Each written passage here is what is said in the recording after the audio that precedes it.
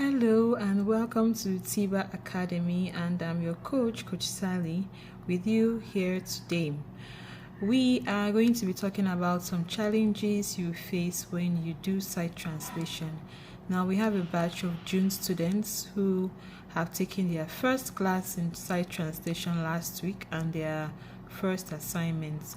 I observed a few challenges that were common to almost every student, and if you are interested in sight translation and to join us, of course, if you are learning online with us with the few tips and hacks that we have, I think you need to watch this video to the end. So if it is your first time on our channel, you will do well to subscribe to our channel, like and share this video, and let us know your comments in the comment section below of what you think about the content that we have, and are there other challenges you face that we did not talk about? We would like to know. Okay, so for the first thing, you would so the first thing you want to do is what we call eclipsing. So if you are dealing with Roman languages like French, Spanish, Portuguese, or Italian, you would notice that they use more words than English. Okay, so if you're going to be translating into any of these languages, you need to do eclipsing. That means you are going to use maybe 1 or 2 words for multiple words. Okay, and this will help you to keep abreast with the speaker. You know, most speakers, in fact almost all speakers, go more than the average pace, so there is no time for you to interpret every single word. This will help you a lot.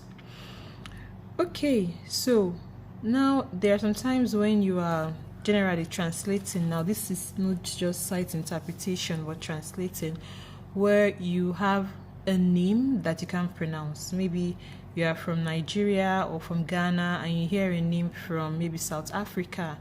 Please do not put too much of emphasis on trying to get the name. Pick the name that you're able to hear and can pronounce and move on. If, for example, I'm going to use my name as an example, Sally Osaiti Ihekwaba, and you just heard Sally. Sally is a common name, okay, but Osaiti Ihekwaba is not common to most people who live in other parts of the world. You can just pick Sally and continue. It's allowed.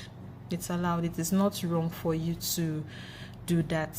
The most important thing is that the interpretation is being done well and the name of the person is being picked. You don't have to pick all the names if you are not able to hear everything or you don't know how to pronounce it. Okay, so you should have a regular pacing. That would mean you speaking at a particular speed, not too fast, not too slow, not disjointed.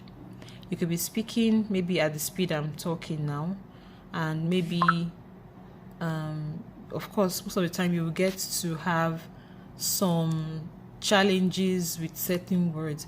Do not let the listeners know that you had a challenge by modulating or changing your voice or your tone. Still control your tone or your voice even when you notice something that is going off. Okay, so do not try to give meaning to every single word you hear. Most words are not translatable or interpretable. It is just the context of the group of words that will help you to know that, okay, this group of words actually mean this expression. So if it happens that you say in English, now you can't say, there's a saying that says the man kicked the bucket. So you can imagine if you're going to translate that, interpret that rather into French. You can't say the man kicked the bucket. I will not use too many examples in French for those whose communication is not French. You would instead use an expression in French which would mean the man died, il est mort. Or if there's an equivalent of it in French, you use it. If you can't remember at that particular time, please just go straight to he died. Okay, this is because every language has its own nuances. Not every language is the same thing, of course. So you will not want to be in a situation where you are stuck and the speaker is still speaking on. Okay, with figures, you do not have to remember every figure. If maybe what you heard is 17,975 naira or dollars, and what was said rather, and what you heard was 17,000 ta ta ta ta ta, you just say around, environ, environ is French, around 17,000. That will be okay, or about 17,000. That will be okay. All right. One more thing you want to do is you give a break in between sentences. Now, when you are ending one sentence, you are supposed to give some amount of pause before you start another sentence. This will give the speaker, give you some time for your audience to catch up with you before they go to the other idea you're trying to express. And also take notes of your punctuation, such as your comma, your full stop, your hyphen. Take note of those in your rendition. So when you have a comma, that means you have to pause a bit. When you have a full stop, it means you have to stop, take a long pause before you continue. Okay, when I know I had this question, okay, this on that segment where I think I'll have to answer some questions. You might have a situation where you have two speakers who are, a speaker is talking and another speaker decides to interrupt, maybe to ask a question or to contribute. Now, what do you do? That was the question that was received. In any situation like that, what you want to do is to just keep quiet and allow only one person to start speaking before you continue. In situations like this, though, you might end up having like two interpreters, more than one person interpreting.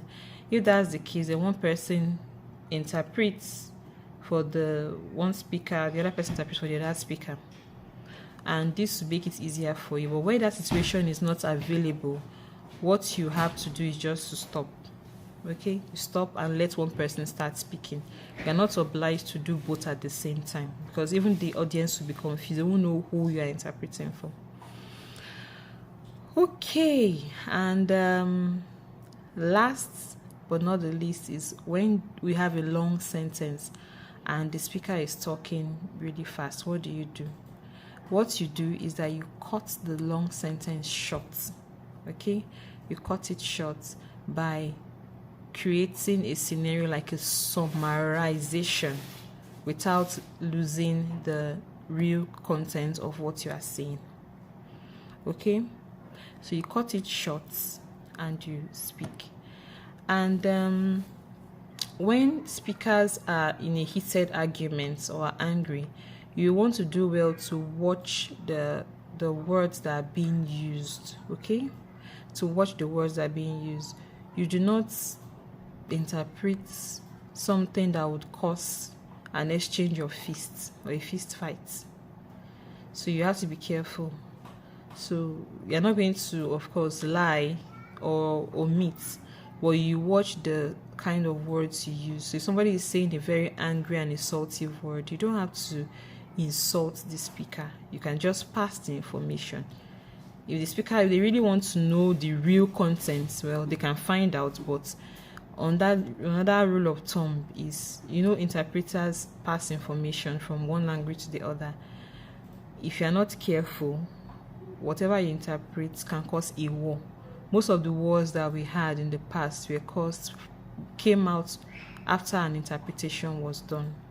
So you're also like not just an intermediary now, but a peacekeeper, as the case may be.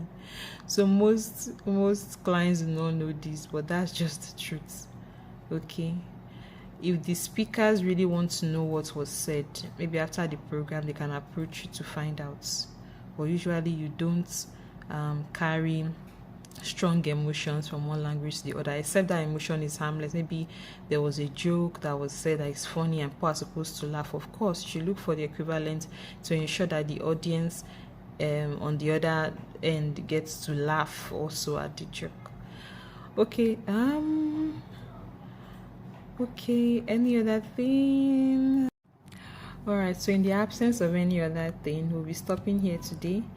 Don't forget to like, share, and subscribe our content, and see you in our next content. Adios and keep practicing.